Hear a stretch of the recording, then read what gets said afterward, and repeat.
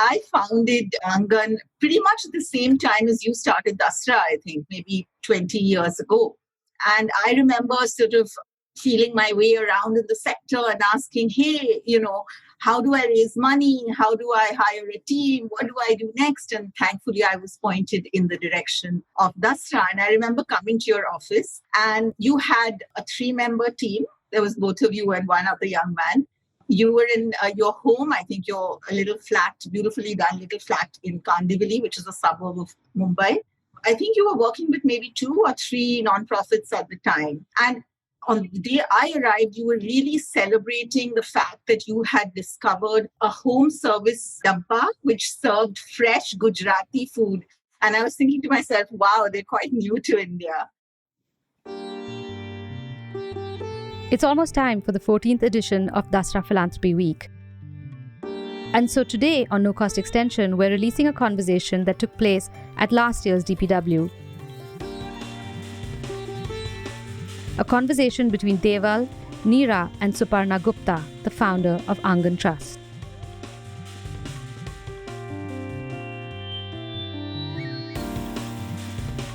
Together, they look back at Dasra's journey over the last 23 years, from its somewhat chaotic beginnings to their most recent thinking around rebuilding India.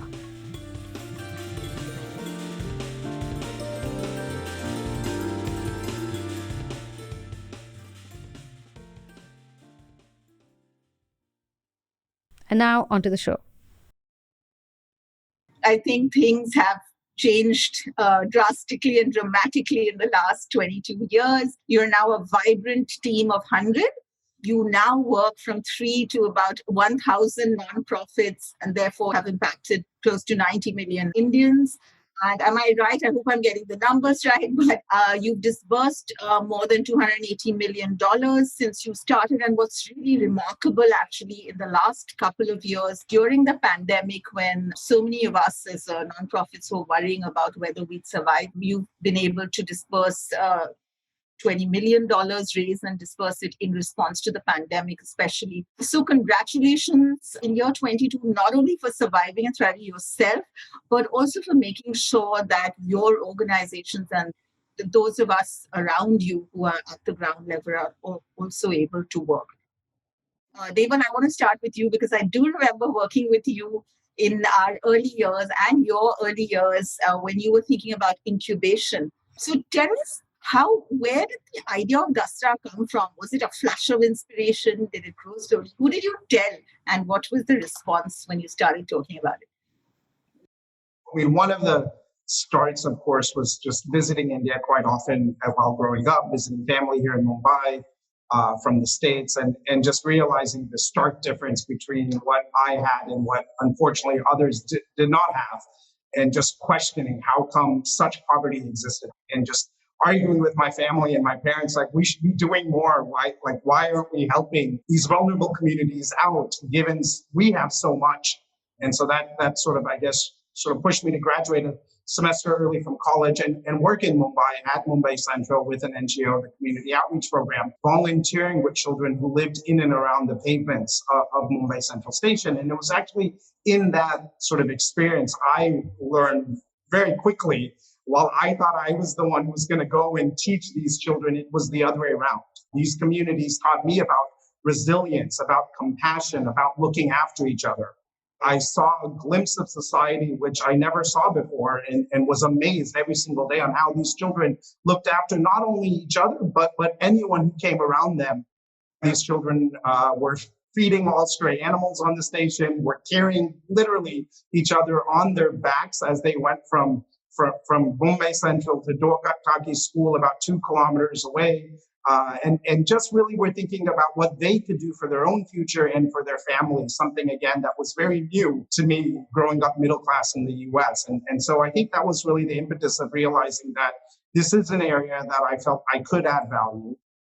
It was up to me to sort of come to India and start Dasra, really with the goal of being an NGO for NGOs and helping these communities not only survive, but ideally thrive. I like hearing you talk about learnings from the ground because I always feel that just stays inside you for your whole life. So I guess you started, I remember, with us incubating NGOs and really helping us start off our work. But Neera, I wanted to ask you, how did you then, after a few years, decide to think to move from incubation to capacity building? And I think you started thinking a lot about scaling. I know I worked with you when Aangan began scaling, and I was quite taken with how ambitious you pushed organizations to be. And Neera, when you answer, do address the concern that people sometimes have that, listen, why are we always talking on numbers game? Nonprofits are here to do good, solid work. We don't want to just keep talking about impact numbers. But what does numbers and scale mean to you? So I think both of us have our different journeys. In fact, I was a bit worried that Deval was going to disclose that the person perhaps who might have been most negative when he first brought up the idea of moving in New York. He's like, I have this great idea. I want to support other NGOs. I'm going to go there and I'm going to volunteer. And I remember my friend Neera and myself, we were all having dinner together. We were walking and I was like, you're crazy. You go do that crazy thing. And, I'm going to follow this path, and that ended up being Harvard Business School. And the reason I bring that up is I think my entry into Dasra, although it sounds very clinical, is from that angle, which was how can I work with and how could we as an organization work with leaders like yourself, Aangan, and others to help them realize their aspirations. And therefore, using management as that tool was fundamental to what started our ability in feeling that we could add value. So we could never be on the ground, mobilize communities truly where the real work is. And so we've always ended up being one step removed, but recognizing that if we could help leaders be better in their aspiration, putting down things like numbers helps them not only plan, but also creates alignment around a vision. But I think what we've ended up doing and trying to be are bridge builders. So really trying to build the bridge to be able to represent all of your aspirations, Suparna, let's say for the community and the children that you really want to protect, to those who have power, influence, and resources. And so being that bridge builder, given, the warped view of the world that we had been in, just felt like we could play that catalytic role. And so when we started Dasra, it means enlightened giving in Sanskrit, but we always had this tagline, catalyst for social change. And I still think that that's extremely relevant, although it has changed a bit as well. In 2009, we had generated quite a bit of wealth within India by that time. We had billionaires that were being announced, individuals that were starting to say, okay, well, now that I have all of this capital, how do I deploy it effectively? And that's really why we launched this particular forum, is to have conversations where we can start bringing those who have access to capital into these conversations, can meet leaders such as yourself and so many other phenomenal leaders that exist across the country, and really through your voice, hear about the community. And it was sort of then in 2015, after, I guess, working with givers and receivers, we started realizing that actually government also has a huge, huge role to play, especially when we're talking about the empowerment of adolescent girls or urban sanitation. And so then how do we bring sort of these three key stakeholders together, NGOs, givers, as well as government together, align on a joint and collective vision, whatever that sector may be, and then actually working towards that vision, not as adversaries, but more importantly, as partners for collective action. So that's why we were very excited about the theme around convergence. It is about how the stakeholders like government, civil society, NGOs, and the private sector and funding come together, but keep community at the center. I think for us, over the years, we've had to be very mindful of keeping that at the center. And I think this year we've decided that absolutely must be the priority. It is about influencing funders and raising the funds, but it has to be enabling the voice and participation and ultimately the community being able to achieve what they want and what they deserve. And we see the future all about this collaboration. And so cooperating and collaboration, I also see and we see as fundamental to management. Aligning all of these stakeholders towards the community's needs is really the purpose of Dasra. But you're talking about being in the, being an NGO, but I have to say to you, that when you guys started work, things were much more polarized. There was the funders and there was the NGOs, and rarely the twain would meet. And so did you I'm wondering how you straddle both worlds, because was there a feeling that, where the business and the philanthropist people sort of sector felt more like, oh, they're the Bleeding Hearts Club, and did the NGO sector sometimes feel like they're pretty, they're talking this business jargon? I mean, I've often said to you, hey, what are all these words you all are using? So how do you straddle both worlds, and what do you wish that people got about you in, as you work at the intersection? It's always hard to be there. So I think how we've straddled has changed as a result of not just us in our own learning and maturity, but also how the sector, has moved. I think what really made us very uncomfortable, let's say in the last 5 years, is that we were starting to be seen as elite. That, who are these accent people coming, and who are they to think about trying to really bring change? And anyway, they're sleeping with the funders, so does it matter? Are they really here in the spirit of the community? And I think that's where we would like, as an organization, to be better at addressing and really bringing out the voices and participation of community. And I don't think it takes away from the fact that we come from privilege. So I think just recognize we don't come from wealth, like Deval was saying. And when I say we, I mean Dasra. We're not sitting on a pile of cash in the same way that other foundations do, but we still come from privilege, whether that's privilege of education, exposure, and access. And that's what we're saying. Can we bridge that access just further down? And that's where you're seeing a lot more of Dasra's innovation, whether we're pushing our adolescents work to be more adolescent-centric, or the launching of this Rebuild Fund, which is really about proximate philanthropy and leaders, investing in leaders we've typically never invested in. So we are taking a look at, does everything have to be in English? Can we have hubs that are not necessarily all about English, but much more relevant to those communities? So I think it's taking us a bit of reorientation, and we're pushing ourselves to do that. But again, it's coming from where we're situated in the sector, and how can we therefore make the most of that? And I think that's where we've turned to saying it's not about one-to-one relationships, right? It's not just about consulting. We never started Dasra to be in the consulting business. So even though we get compared to Sattva, we get compared to Bridgespan or Dalberg, there is a capability around that and a competency that is core to what Dasra does, but it is not a driving business for Dasra. And therefore, it is about bringing those capabilities to NGOs, how they think and frame, how families think and frame, their giving, and ultimately, how do these collaboratives work? So our future really has two engines that are driving our work. One is around these collaboratives and how do we fire them up. We see many more collaboratives coming up. You see Edelgive starting a collaborative. You see Summit that's starting collaboratives. We're going to need to start asking ourselves, what does it take to be a strong backbone? And maybe Dasra is not the backbone to all collaboratives, but NGOs can start thinking about being backbones. Their future growth and ability to scale can be a part of running these kinds of collaboratives, and it takes a certain kind of DNA and capabilities, and that's really where we'd like to place ourselves. Yeah, no, I think it's, especially in the last 2 years, I think we've all realized that there is such a wide gap between the haves and the have-nots, and that gap has been there from the beginning, but it took a once-in-a-century pandemic for us to realize that gap, right?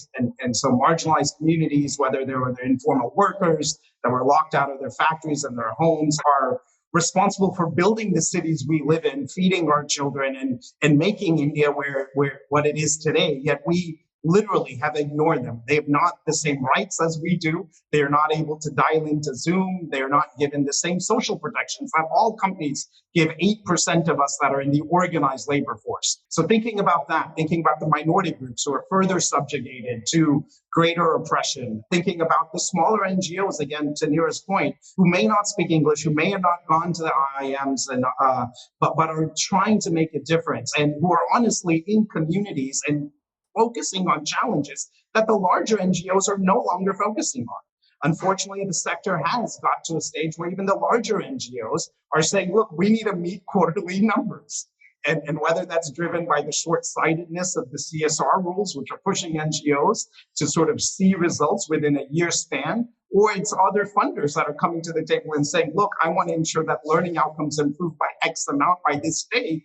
A lot of the larger NGOs, many of them that we've also worked with, are now sort of saying we cannot go to the hard to reach areas. We cannot sort of focus on holistic solutions, which are held to scale, yet are needed given the issues that exist in these communities are so integrated in nature. And so for us, I think it's really about how do you go back to those NGOs that are community-led? How do you support them with unrestricted funding and capacity building support, enabling them to be the next magic buses, Aangans, Educate Girls, and Armans of India. And I think on one hand, to Neera's point, I think we not knowingly, but definitely fell into the trap of going after individuals who I think looked and felt more like us.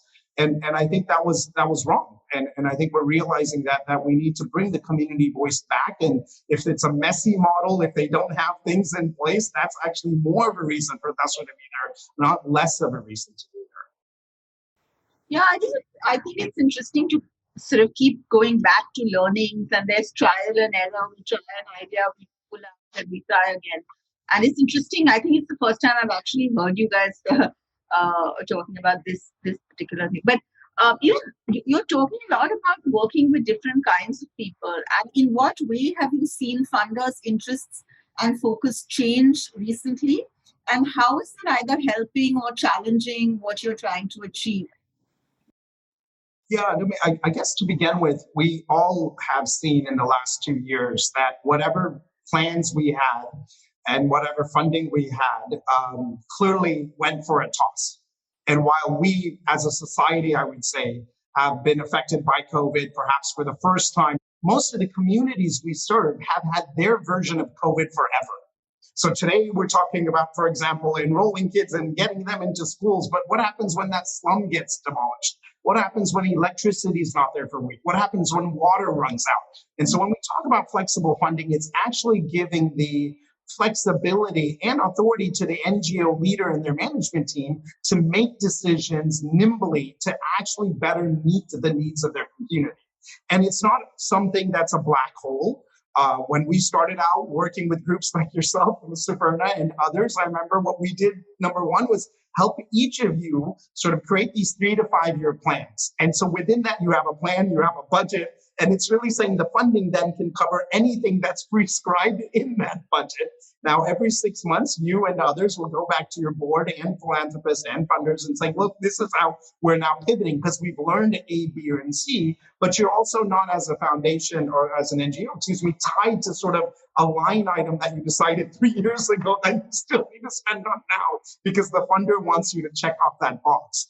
And as ludicrous as that sounds, every NGO knows how funders come to you and say, no, you said this much needs to be spent on that. You have to spend it. So NGOs are actually wasting time and resources in this guise of, oh, we're actually being productive for the funder, when reality is we know a lot of the issues that we thought we were going to focus on 3 years ago and the interventions for that may have changed, and giving that entrepreneur the same flexibility that for-profit investors give for-profit entrepreneurs is all we're asking for NGO leaders. And then you're really a partner for change. And more importantly, you're enabling them to make decisions that are critical in 2022 versus what they thought the world would look like in 2017, 18, or 19.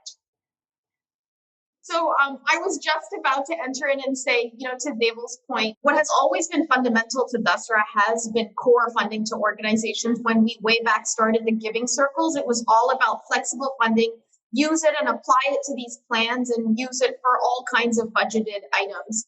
What is actually exciting where we are now with the rebuild fund is small amounts of flexible funding for them to spend however they need to, just as long as, we're achieving the outcomes and having the impact and it's sort of on plan and achieving milestones, but really to give full flexibility. I mean, the biggest challenge here is educating funders that giving flexible funding to an organization means trust, but you'll achieve far more than trying to constrain it all within these budgeted line items and constraining it even more with overhead, right?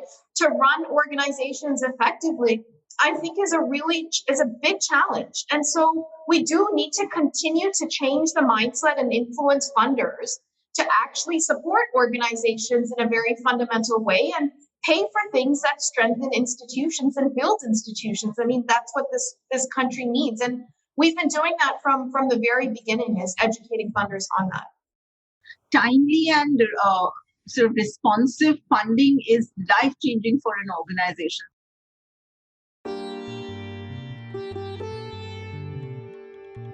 You'll find more information about the Dasra Philanthropy Week on our website, www.dasra.org.